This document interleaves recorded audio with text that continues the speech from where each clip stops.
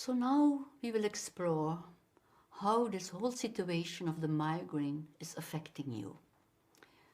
And we will do this in different layers. We will start with you as a physical being. So you can take a little bit time and ask yourself inside, how is this migraine affecting me in my physical way of being?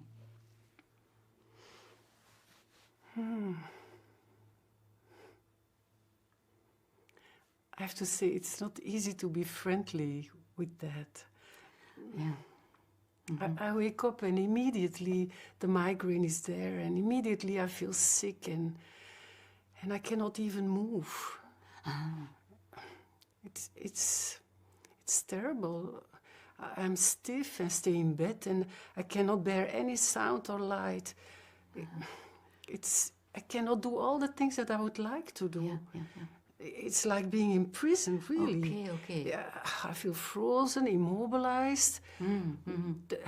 The only thing I can do is lie in the darkness and wait for the medication to work, and maybe it gets better. Okay. Oh, and there are so many days like that in my life. So that's a real terrible situation. Being imprisoned, not able to move. So lying in the darkness and just waiting until the sickness is over. Yes. Yeah. Yes. So. And you said it's difficult to stay in a friendly way with your body in this suffering. May I invite you just to try? How does it affect you when you can just be with yourself, with all this suffering, like you are sometimes with your grandchild? So if you imagine having this attitude you have towards your grandchild when it is suffering, when you apply that attitude to yourself, how does that affect you? Oh, my grandchild, that's easy to feel tenderness and be very tender with her, but doing that for myself? Yes, I do understand that's more difficult. Yeah, yes. But give yourself some time to try it and just experience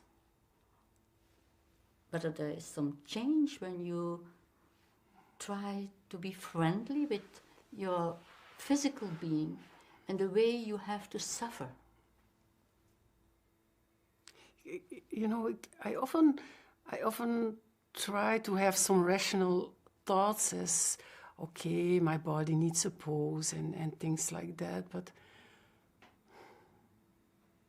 it's hard. I really, it moves me when I hear you say it is true, it is awful in this prison. Acknowledging instead of ignoring, that makes so much difference. That was never done in my family. Okay, you are not used to acknowledge your suffering. Okay, and in your family, that was very unusual. Yes. To acknowledge your suffering. Yes. So there you learn to ignore your suffering. Yeah. Okay. Yes.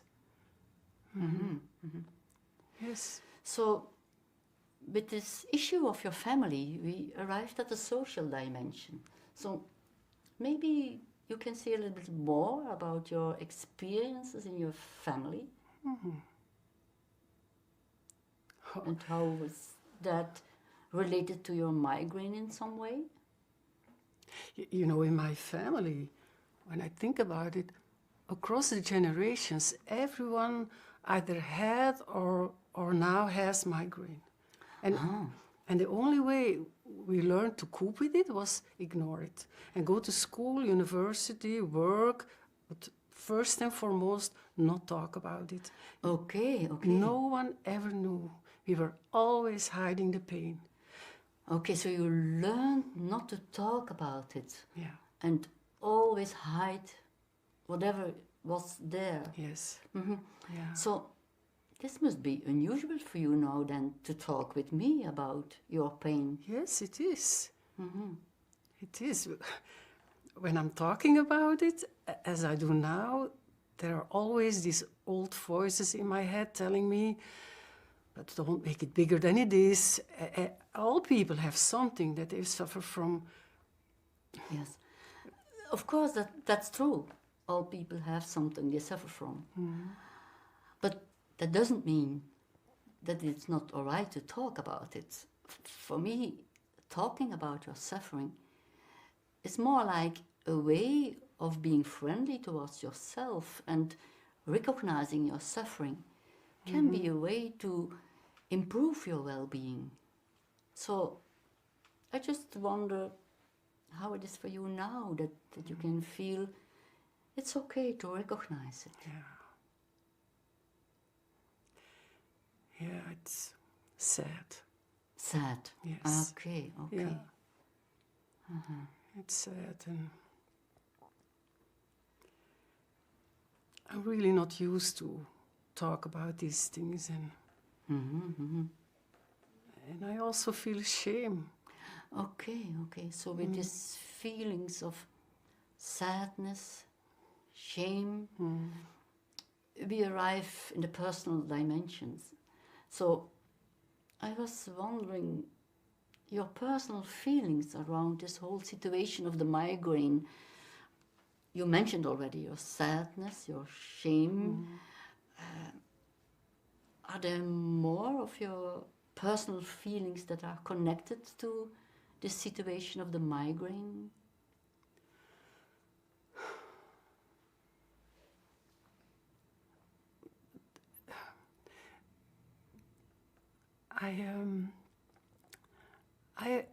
There was some curiosity,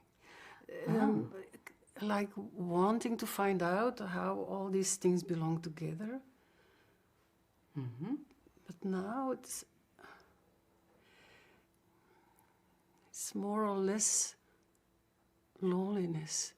Loneliness. The loneliness of not sharing and and hopelessness. Hopelessness, yes. Hopelessness also. Yeah. And you also said your curiosity and hopelessness. I was wondering, is there some connection between your curiosity, your hopelessness, or what? In what way does the migraine take away your hope? You know, I always hope for something from the outside to come and take away the pain, or that it just simply will go away overnight. Of course, you hope that there is something that can help you and that it will stop the suffering. Yeah. But you say you are always looking at the outside. Yeah, and I know it's naive, but that's what I do. I always put trust in something outside me, and that then I end up disappointed or deceived. I never put trust in myself.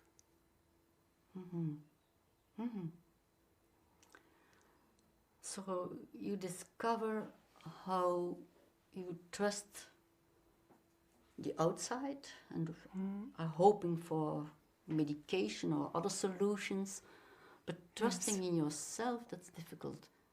I wonder, what could help you to really trust? You are looking as if this is a strange question. Yeah, my first idea is I don't know. Okay. I really don't know. Okay, but it's good to take your time and ask inside. There, in your wiser self, there is sometimes some sense of what you trust at a deeper level.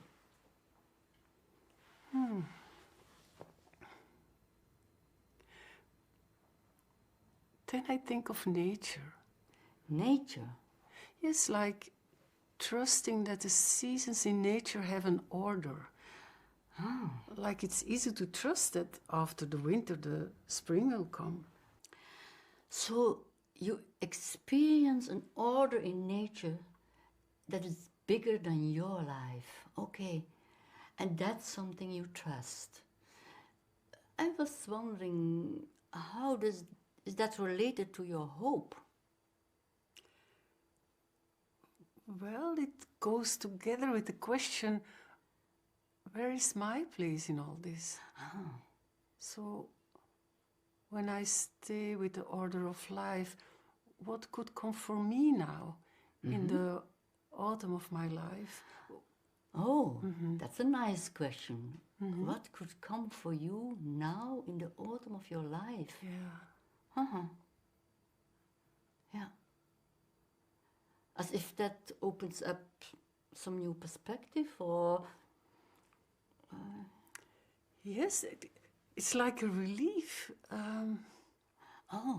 It opens up a new approach to hope for me. Okay. Like confidence in nature and belonging to a bigger order. So if you take now a little bit more time to feel, how does that affect you when you just think of this order in nature and an order that's bigger than you, but at the same time you seem to be part of that order in nature. So how does that affect you? It fills me up with peace. Peace. You can feel peace in that. Yes. Yes. That's an important spiritual emotion. So we arrived in the spiritual dimension very naturally. Yes. Thank you for sharing and for opening up yourself to this new experience and giving yourself this new perspective that is very different from where you started by being imprisoned. Yes, it is. It is. And thank you for this meeting. It really was meaningful and important to me to let a little bit of my feelings allow it to be seen and to be witnessed. I see. Yes. I see. Thank you. Because that was very different from what you have always experienced in the past. Yes, indeed. It is. Thank you very much. You're welcome.